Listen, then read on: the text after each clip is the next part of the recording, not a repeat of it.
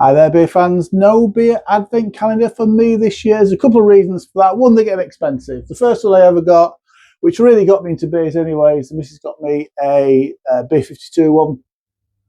Not massively expensive, to be fair. And then I think they got a 12-day one after that. And then we fall into the getting them from bottle shops, which are really good and some incredible beers, if I'm being brutally honest, but really expensive to get. So I've said no because A, the expense, and secondly, I don't always fancy a beer. I mean, I think for the last 2 weeks, I've probably done a beer review every day. But I've just got a feeling right up to Christmas, I just want to calm it down a little bit, maybe miss the odd day out.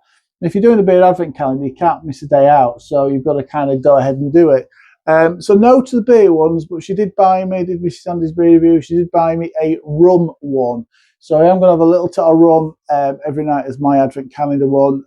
That will go into Untapped. So if you follow me on Untapped, there's always a link in the description. Then you'll see what I think of these runs, this advent calendar during the run up to Christmas.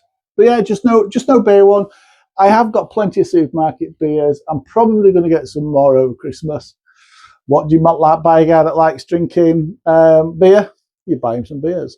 So hopefully with some new beers that I've never had before. My daughter's coming down, and her girlfriend's coming down from Edinburgh. Lots of lovely beers up there. So you never know. I might get some lovely new beers, Scottish beers from there. Anyway, so I did say supermarket beers. So I've got plenty of supermarket beers. Case in point, this is a supermarket IPA. It's one of the Outland ones from Badger Brewery. We all know Badger Brewery, don't anybody drinks beer knows Badger Brewery, do some good beers. These Outland ones haven't been too bad, to be fair.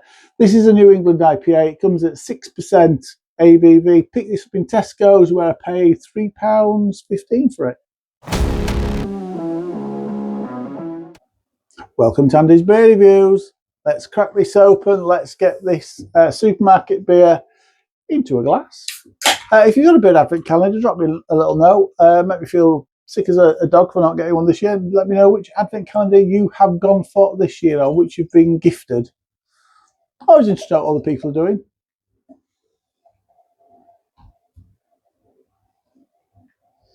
To be fair, I would say to her, just go into a supermarket. I mean, I could do it. To be fair, I might do that next year. Just go into a supermarket and just buy me 24 beers. Chances are in a supermarket, I've probably had all 24, so they'll all be duplicate reviews. But hey ho, it's an advent calendar. It doesn't matter, does it? Right. Cheers, everybody.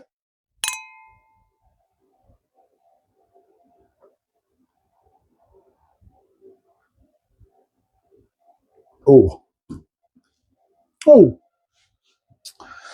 It's a lovely soft beer. Really, really. We sometimes talk about them being really pillowy. And whilst this doesn't have a lot of, I can see through it a little bit, it's not got a lot of oats in there. It does have that lovely softness to it, which is really nice. Also quite fruity as well. I wasn't expecting it to be quite as fruity as it is, and there's a lovely fruity flavour coming through. It's very tropical.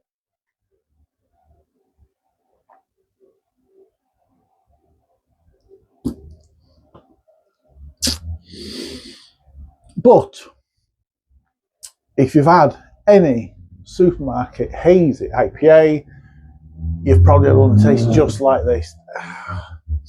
I might come back to this thing where I kind of, and I do sometimes talk about it with supermarket IPAs, is to, there's a standard flavour for supermarket IPAs, and I don't like it. Obviously, I do like the flavour, but I want brewers to start brewing with other stuff. And sometimes they'll get different hops, or different technique, or different yeast, or blah blah blah, and they do start to taste a little bit better. Sometimes it's the quality. It can. I mean, Interstellar Haze from Northern Monk, pretty decent. That was a good one. That was a very similar flavours to this, actually. But just the quality, it just had that extra little bit about it. Flavour wise, in this one, then you got your mango, you got your pineapple, you got your stone fruit.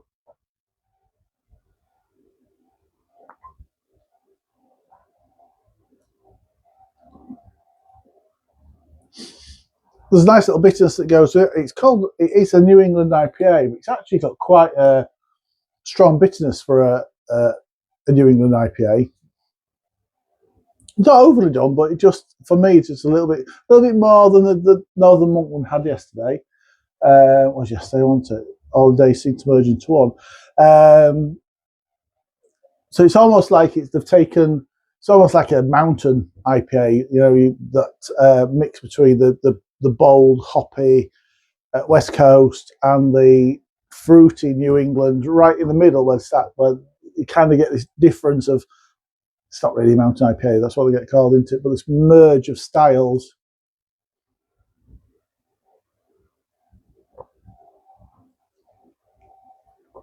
There's a touch of citrus in there, but not a great deal. It's nice. It is quite a nice beer. It's just samey. Well, that's all I'm saying about it. It's just a samey beer.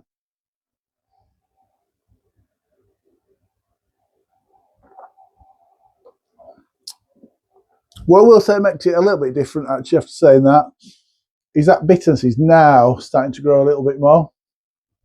So it's becoming a little bit pithy as a bitterness. So it's becoming a little bit more pronounced, and actually it's elevating what it is as a beer that little bit more. So that's going to give it an extra point from me.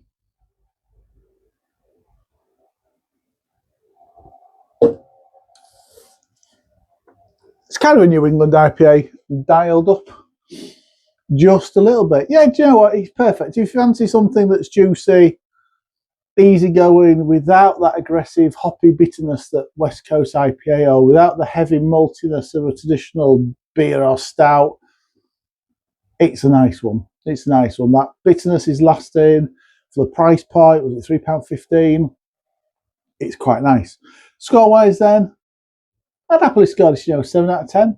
7 out of 10 from Andy's Beer Reviews. Thanks for watching. Really appreciate it. Drop me a comment, drop me a like, drop me a sub if you're new around and you want to see more beer reviews. I'll see you for the next review. Everybody, until then, look after yourselves, look after your beers. Cheers.